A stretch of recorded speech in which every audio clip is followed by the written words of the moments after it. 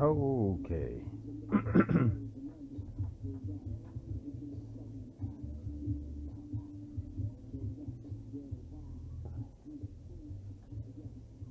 Okay, I'm gonna be brief with this reading, and we're gonna read an article. It's actually it's funny. I made a recording when it came out. This was since when this thing came out. This was since 2015, pretty much 3 years to the date that came out around that point. Um, but it involved a basketball player from the Milwaukee Bucks who went to a jewelry store to purchase a watch in Milwaukee. But let me read this news article from one of the local radio station or TV station in Milwaukee. I'm gonna read it. Here we go. And in between, I'm gonna give some comments. Milwaukee Bucks center John Henson alleged last week that he was a victim of racial discrimination by Squanky Catsen Jewelers in Whitefish Bay, Wisconsin, when he attempted to shop at the store to buy a new Rolex watch. The newly released audio of the store's 911 call lends some credence to Henson's accusations. A store employee initially called police on Friday, October 16th, after some calls were made to the store, presumably by Henson, to find out what time the store closed. That store employee told police the calls were suspicious and that they didn't sound like they were legitimate customers. I guess the voice, right? You can tell when it's a black guy calling, right? Anyway, moving on. The police report filed last Tuesday said there, w- there was concern about recent robberies in the past few years, which led to the store closing a half hour earlier as a precaution. Well, of course, the police gonna fucking cover for them, right? Henson and three others then came to the store right at closing in a red Chevy Tahoe. The box big man said he received as part of an endorsement deal. The vehicle had dealer plates on it, so the store employee and police worried the car was stolen. I guess there's a lot of stolen cars with dealer plates on them. Anyway, the police report and recording stated that an officer looked into the plates and couldn't confirm ownership of the vehicle, but there was nothing wrong with the plates, right? Anyway, so he called the store back to say the plates could have been stolen. Well, he's making an assumption there. They could have been stolen, and that they should call back if the Tao returned. Well, I'm pretty sure they told him that there was like some black guys in the freaking vehicle. All right, that's why you mentioned. Oh well, since there was some black guy, that could have been stolen. Anyway, moving on. The store did just that when Henson showed up last Monday. This is a different date. As Henson waited outside a locked front door, the employees told police the store wouldn't open its door for him and assumed his plates were indeed stolen. Thanks, you see, to what the officer had said the previous Friday. It is from the Friday to the Monday here. Anyway, moving on. Presumably, when pressed by 911 dispatcher to confirm the kind of car Henson had driven to the store, the employee said she wasn't sure because she was hiding in the back office. So I don't know how she knew about the plates. And anyway, this is a quote from what she said. I don't see it. I'm hiding in the office. I don't want them to see me out there. We are pretending like we are closed, so no one is on the floor. We are not opening the door. We are just staying in the back. The employee went to say that she didn't feel comfortable letting Henson in and that it seems bad. In the background, you can hear Henson ringing the doorbell and the caller telling other store employees to stay out of view. This fool is actually ringing the freaking doorbell. Anyway, moving on. Police showed up and questioned Henson, and after he explained himself, the officers requested the store employee, who they called earlier, come to the front door to meet them. She refused. Here's what she said, quoted, "Why? I don't feel like it. Why do I have to come to the door? Can the officer come to the back? I'm not going to the front door." Maybe I should have sounded like a white girl talking. Anyway, police went to the back door. Well, I guess they followed our wishes. And Henson was finally allowed into the store to shop for his Rolex. I should end it right there. I should end this shit right there. This is the report I just read. Anyway, there's one last line left in this article. He shared. This is Henson, the basketball player.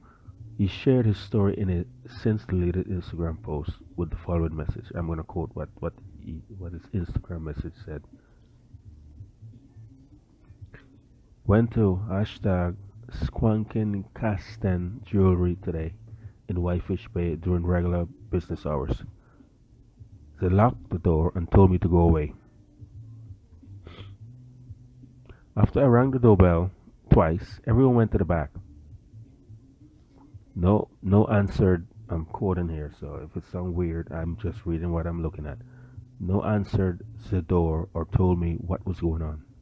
This was followed by two police cars pulling up and parking across the street and watching me for 5 minutes. Yet he remained. That's me talking there. I assumed they were called by the store. No shit, buddy. I was then approached by two officers and questioned about the dealer vehicle I was in, which is part of my endorsement deal with Coons or Cooness County Chevrolet, and asked me what I wanted, amongst other things that were just irrelevant to me. Being there just trying to shop at the store like a normal paying customer would do. No, you're not a normal paying customer, you fucking idiot. I told him I was just trying to look at a watch. He then had to go in the back and tell them to come out. It was safe, but this is after they ran my plates and I overheard them talking about doing more of a background check on the car. The employees finally came out of the back and proceeded to conduct business like they previously were as we walked up. Right. So they saw them coming and they freaking locked the door and all that, right? And turned off the lights and whatnot, right? Anyway, this was one of the most degrading, racially prejudiced thing I've ever experienced in life, and wouldn't wish this on anyone. This story needs to be called out, and that's what I'm doing. You have no right to profile someone because of their race and nationality, and this incident needs to be brought to light. And I urge anyone, whoever is thinking of shopping here, reads this and doesn't bring any business to this discriminatory place. End quote. That was supposed to his Instagram account. Now the last line in the I'm gonna read the last paragraph in the article, the news article. Squanky Katzen, I hope I'm pronouncing that correct. If not, I don't really give a shit. Owner Tom Dixon offered Henson an in-person apology, which he accepted. Despite the apology and explanation for this suspicion, Henson was adamant that the situation shouldn't have played out like it did. The language used by the store employee in the 911 tapes sure seems to support his suspicion of racial profiling. Now, below this article, there are some comments. I mean, if there were black dealer roofs out there, there would be a whole bunch of murders if you just read this shit. But black people are not, you know, animals, so we don't do shit like that. But um, you know, white people they're a different animal, I would say. Not all of them, but some. Um, but my main thing out of this, the main shit I got out of this article and this whole incident is the fact that despite they saw him coming up to the fucking store, they locked the damn door because he saw they were open, and I'm pretty sure he was indeed calling to see what time they closed, right? They locked the door on him. Obviously, because he's black. I mean, he should know this shit happens. If you don't, then I don't know what world he's been living in. This is America, all right, man. And it doesn't matter how much money you have. They're gonna assume you are a threat. You are gonna steal. You're gonna rob them. That's the assumption people gonna always have. Right now, there are ways to punish these people. Right? There are ways to punish these people. Once they lock the door, I know you feel embarrassed, right? You feel like like despite all the money you have, like shit, they still see you as shit. We need to realize that that's how they do, in fact, see black people in this country, for the most part. All right, that's how they see black people in this country for the most part, and we are partially responsible for that. Okay, we are partially responsible for that because we sort of allow them to see us that way. We don't check them appropriately. All right, and he certainly didn't in this instance. If you read the article, if you study the whole entire incident, because if you notice, he actually still went into the store. All right, he couldn't leave it at, well, when like, okay, they obviously don't want me here. Let me get the freak out of here. They're not gonna get my money. I'm pretty sure he was gonna spend a couple thousand, well, right, in that store, right? But no. I guess his feelings got the better of him, and he had to show them that he indeed have money to spend, and he end up benefiting them because they don't care. I mean, so what if it turned out that, well, he's not a robber or whatever? They don't care. They still get his money. And what did he get? No, he looks to me. He look even stupider. He looked even stupider because he still went into the store with police escort. Now, does that remind you of something? That remind you of something? It's funny. That's how when during the integration and the sit-ins were occurring with black people want to sit into white restaurants back in the 50s and 60s and whatnot to patronize. They wanted the right to patronize. This is the same shit. All right, this is the same shit. Right, then it become a point where it moves, right, that they move to sort of the post where they accept you in the common places, but in the high end places they stop accepting you, right, or they question you because they already consider you lower than. You shouldn't be there because you're black. You shouldn't have money. All right, you belong at the normal stores if you're black, right? You have no business being at that because I heard it's like a high-end jewelry store, so you have no business being there. You must be there to rob the damn joint. Okay, so that's what this is about.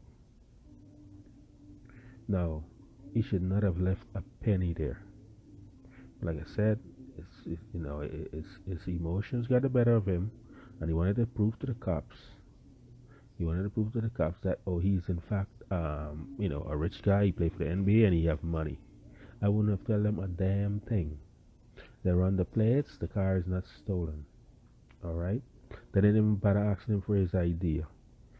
Alright? He didn't have to tell him, like I said, he didn't have to tell him a damn thing, who he is. Just get in your van, get in your car, and just leave. And just leave. But this looked like he actually went under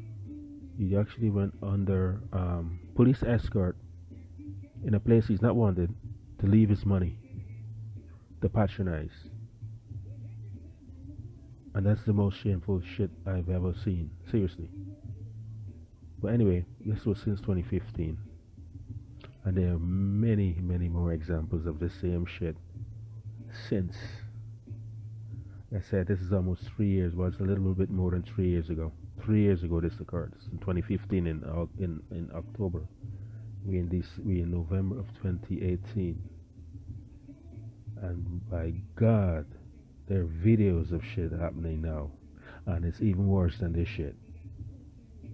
Alright? It is even worse than this shit. So stay tuned.